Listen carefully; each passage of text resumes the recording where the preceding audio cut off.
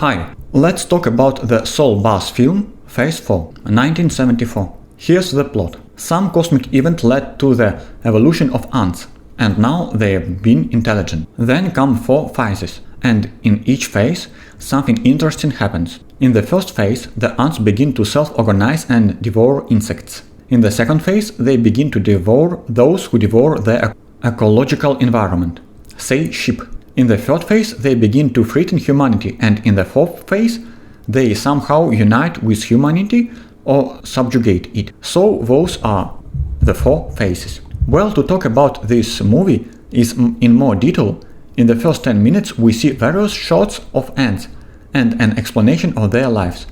The shots are quite frightening me, because I guess ants and insects in general are pretty creepy to me. And in the first 10 minutes it is explained how various scientists began to notice oddities in the ants' behavior. Later 2 other scientists went to the desert to study the ants. They built a laboratory in the form of a sealed dome, equipped it with a protective equipment, and begin studying the ants. And you know what the most interesting thing about studying them is? They couldn't get the ants do anything. So there is this area, people were evacuated from it, 2 scientists came there, built a research center there, brought in state-of-the-art equipment, and they still can't begin to study the subject of their study. And so the scientists literally bomb 6 ant structures. So the ants build the pyramids, and the scientists literally destroyed them with missiles. After that, the ants launch an attack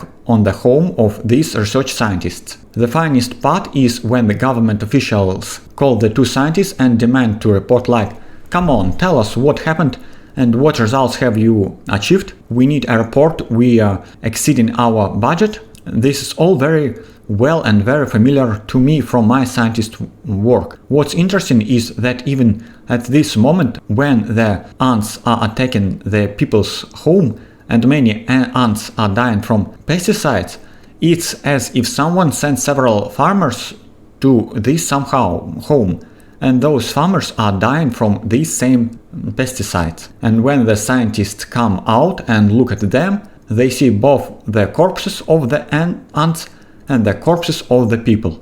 It seems as if these people were sent there by the ants themselves. Only a little girl survived. By the way, the actress is very beautiful. The actress who plays the 16-year-old girl was 20 years old. Well, she's a typical girl from 1970s movie. She's a brunette, she has long hair, and she rides on horseback. Basically, a significant part of the movie is about scientists trying to decipher the ants' language and communicate with them. Then the ants transmit a signal that there is a circle and within it a dot, and the scientists don't understand what this circle is. Well, and eventually they figure out that the circle is their lab, and the small circle within the circle is someone in the lab. The ants need someone from the lab. A naive little girl decides to sacrifice herself. She goes outside the lab and is dredged away by ants. There are 2 scientists and they have different positions. One wants to communicate with the ants and the other wants to kill them. The entomologist who wanted to kill the ants launched a pesticide attack. In the end, one ant bit him on the hand, although the other person wasn't bitten. And so the man died of a fever. And in the end, he was eaten alive by the ants. The farmers who died, by the way, had tried to kill the ants with fire. So there is symbolism in their deaths too. The humans wanted to kill the ants, and the ants killed the humans. Then the second scientist, a language specialist, emerges from the shelter and wants to destroy the queen.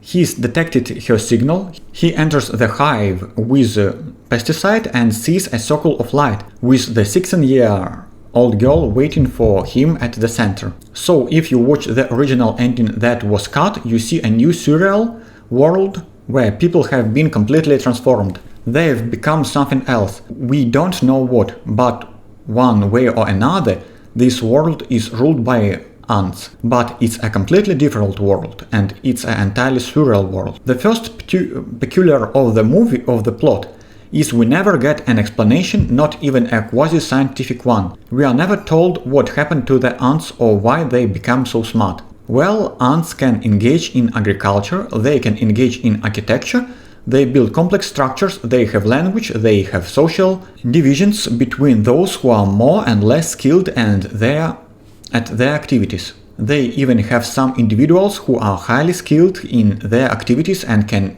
even make independent decisions. But nevertheless, all this activity is instinctive, not real culture. Here we are given no explanation. The ants simply suddenly become smart. Why? We don't know. Some phases are mentioned, but the meaning of these evolutionary steps is incomprehensible to us. We still can't understand what exactly is happening. Moreover, this film is largely devoted to how scientists try to understand the essence of it. The linguist is Dr. Hubbs, the entomologist is Lesko. Their positions are destroy and understand. Moreover, the movie ends before the two spices come to blows. So what happened? How did the ants take over human civilization? They just showed up everywhere, penetrated our minds and somehow changed us? How did they affect human civilization?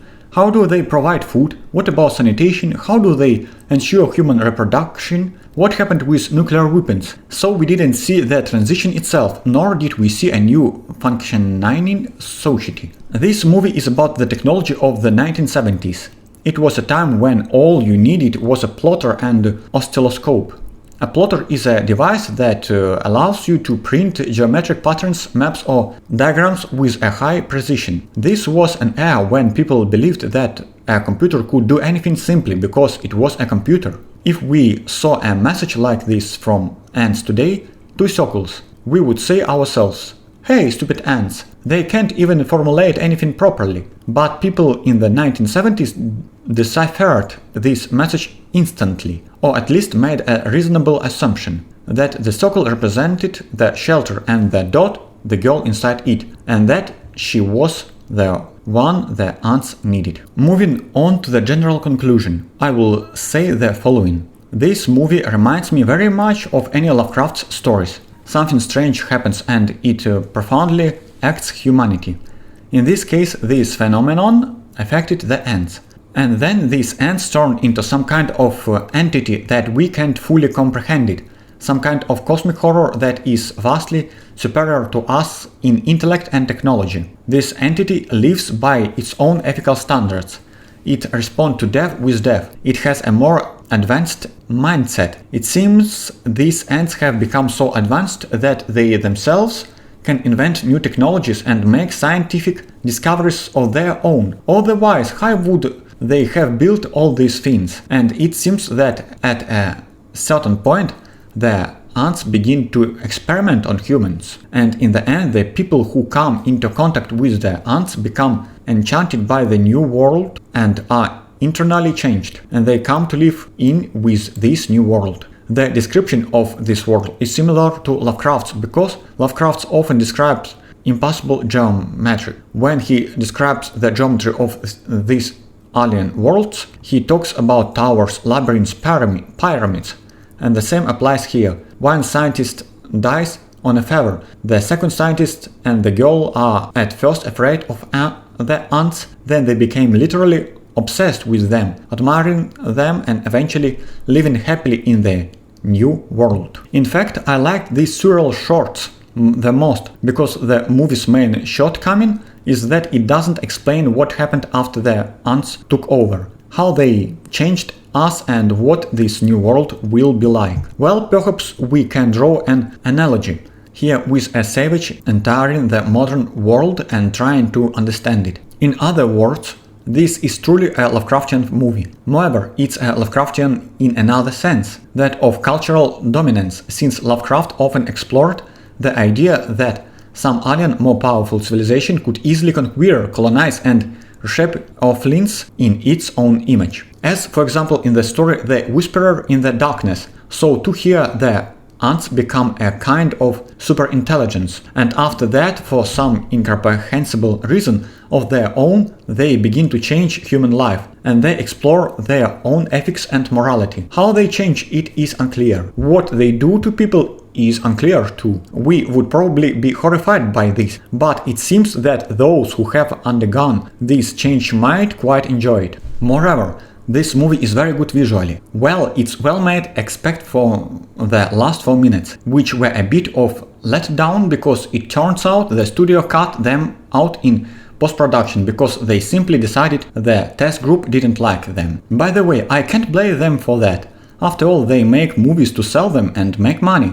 But from an artistic standpoint, cutting those 4 minutes at the end wasn't a very good move. It'll also say that the movie truly horrified me. When the ants gnawed a tunnel through human flesh, it was horrifying to watch. I'm generally disgusted by all those creatures. The ants, the toads, the snakes, the insects. Basically all that vermin, the toads, the snakes, the insects, in general they are an abomination. Simply disgusting. I'll say this, it's a good movie, worth watching, but again, it's definitely an acquired taste. Some people might find it a bit boring. To be fair, I didn't find it particularly boring. It's definitely not an action movie or thriller that you can casually watch with friends and instantly understand. It requires some effort to understand. Well, I also liked the movie as a fan of Lovecraftian literature. But others might not like it because, again, it's more an art house movie. All in all, I give this film 8 out of 10. Thanks for your attention.